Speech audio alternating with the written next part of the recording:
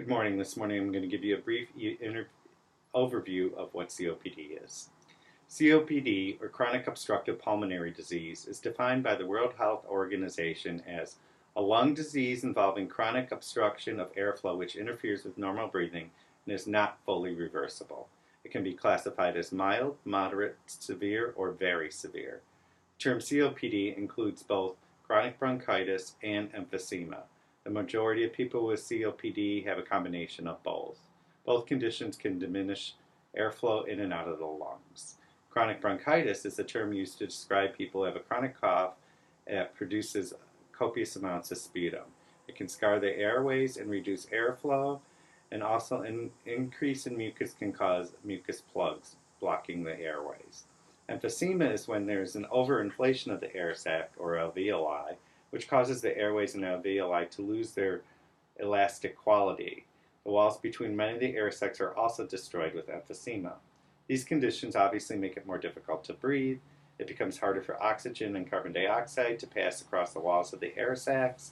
CO2 thus becomes trapped in the alveoli and oxygen has trouble getting in. Causes of COPD. Smoking is the number one cause of COPD. Along with smoking, air pollution, chemical exposure can cause COPD. And then there is a genetic disease called alpha-1 antitrypsin deficiency, which affects 1% of the people with COPD. Common symptoms are chronic productive cough with copious amounts of mucus, dyspnea while doing everyday activities, wheezing, frequent respiratory infections, and then fevers. When you do a nursing assessment in somebody with COPD, you're going to find these types of findings. Listening to the lungs, you're going to have musical wheezing, characteristic of chronic bronchitis. You may see blueness of the lips and finger beds, indicating cyanosis, that the patient isn't getting enough oxygen. The presence of a barrel chest. Why barrel chest? Because the air gets trapped in the lungs, which makes the lungs expand, and over time the chest expands to become a barrel chest. And finally, you may see some clubbing of the fingers or toes. Clubbing is when the nail curves downward and it looks like the round part of an upside down spoon.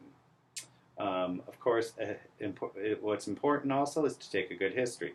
You need a work history, patient's environment, exercise patterns, and most importantly, a smoking history. The main diagnostic tools for COPD are the H&P, which we just talked about, and then there's something called a pulmonary function test. This is a test that measures the lung volumes.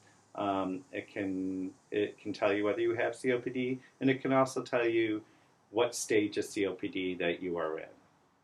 The complications of COPD. COPD exacerbations or flare-ups. This is an acute event characterized by worsening of the patient's respiratory system that is beyond their normal day-to-day variations. This usually means a trip to the hospital or use of a rescue inhaler, and it's very common.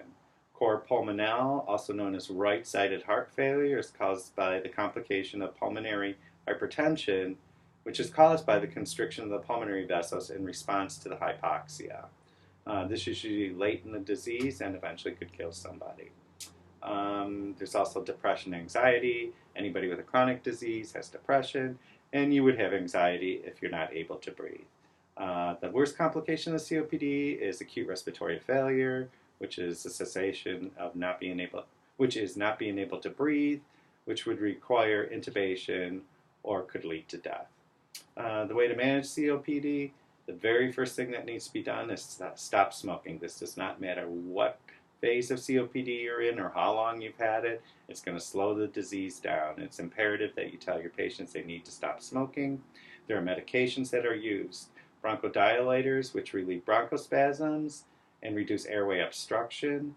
They can be long-acting or short-acting. This is what you would use if you would have a COPD exacerbation, short-acting one.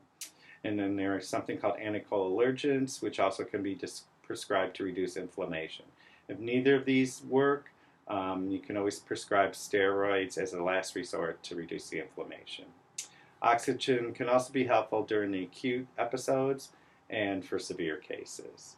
In conclusion, COPD is the leading cause of morbidity and mortality worldwide. It cannot be cured. Encouraging your patients to not smoke or offering them a smoking cessation program is the most preventative thing that you can do. Thank you.